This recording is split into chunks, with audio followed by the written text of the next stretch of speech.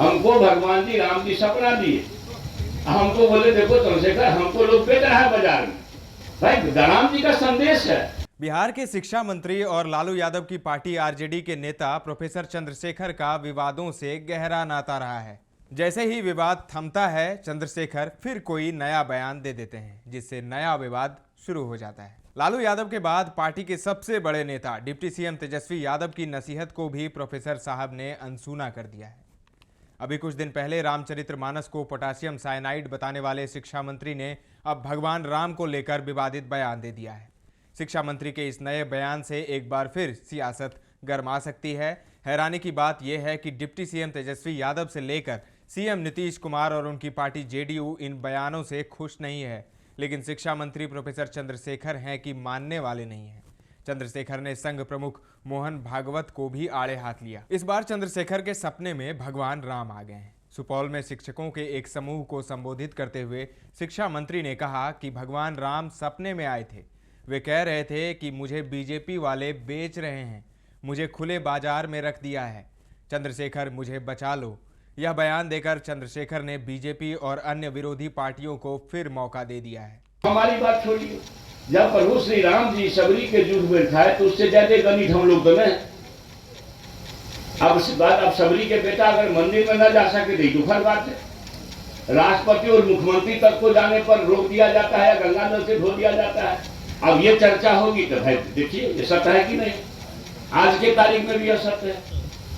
तो मेरा ये कहना है, भगवान के जी सुपथ भगत के यहाँ खा लिए तो भगवान किस हम लोगों से ज्यादा जरूर उनसे ज्यादा गणित हम लोग हैं। उसको छोड़िए, बाबा धर्मराज के सेवा तो आप करते हैं। जो ईश्वर ने संदेश दिया प्रभु परमात्मा ने कि देखो छूत अछूत कुछ नहीं है।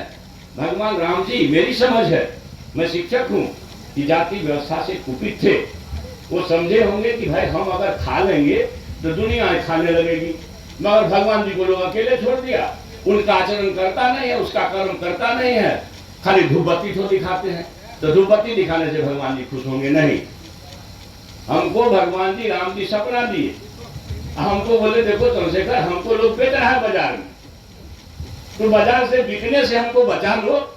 और इसलिए हम कभी कभी बीच बीच में एक सत्र को लाते हैं साहब। मैं सही बात बोलते भाई, राम जी का संदेश है कि मनवा द्वारा बनाएगा छूट सबरी के जूठे बैल खा रहे हैं, वो समाज बना लीजिए। फिर भारत को कोई मायका लाल नहीं रोक सकता अमेरिका बच रहा है पछाड़ने में कामयाब होगा। मैंने खाली राम जी का वह देश तो बना दीजिए जो राम जी चाहते थे। रविवार को देर रात शिक्षा मंत्री सुपौल के पिपरा प्रखंड के रामपुर गांव गए, जहां वो पूर्व शिक्षक संघ अध्यक्ष स्वर्गीय लक्ष्मी यादव के पुण्यतिथि के अवसर पर पहुंचे थे। शिक्षा मंत्री ने कटाक्ष करते हुए कहा कि भगवान राम ने सबरी के झूठे बेर खाए, लेकिन आज सबरी का बेटा मंदिर नहीं जा सकता। यह दुखद है।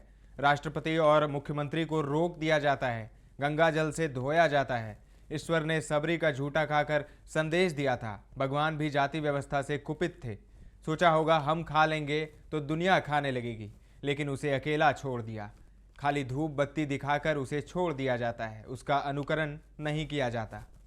शिक्षा मंत्री ने कई तरह के धार्मिक ज्ञान भी दिए। साथ ही उन्होंने संघ प्रमुख मोहन भागवत को आड़े हाथ लिया। उन्होंने कहा कि हम तो केवल एक बार बोले, लेकिन मोहन भागवत ने 2 बार बोला। लोग हमारी जीभ काटने पर 10 करोड़ का इनाम रख दिया, लेकिन मोहन भागवत के विरोध में 10 रुपए का भी इनाम नहीं रखा। शिक्षा मंत्री ने इशारों में शिक्षा विभाग के अपर मुख्य सचिव के पाठक पर भी हमला किया। उन्होंने कहा कि उनके सम्मान को मंत्री के तरफ से कभी ठेस नहीं पहुंचेगी। उन्होंने कटाक्ष करते हुए कहा, ये अलग बात है कि कुछ सिरफिरे लोग कभी कभार आ जाएंगे, कुछ कह के चले जाएंगे, उसका ख्याल भी नहीं कीजिएगा, क्योंकि ऐसे लोग सरकार का संदेश भी नहीं दे पाएंगे। सरकार का संदेश मुख्यमंत्री या शिक्षा मंत्री ही देंगे। तो रामचरितमानस और एसीएस के पाठक दोनों पर बोलने से शिक्षा मंत्री गुरेज नहीं करते, फिर चाहे कोई कितनी भी नसीहत क्यों ना दे दे, और नसीहत देने वाला सीएम या फिर डिप्टी सीएम ही क्यों ना हो। शिक्षा मंत्री किसी की नहीं सुनने वाले।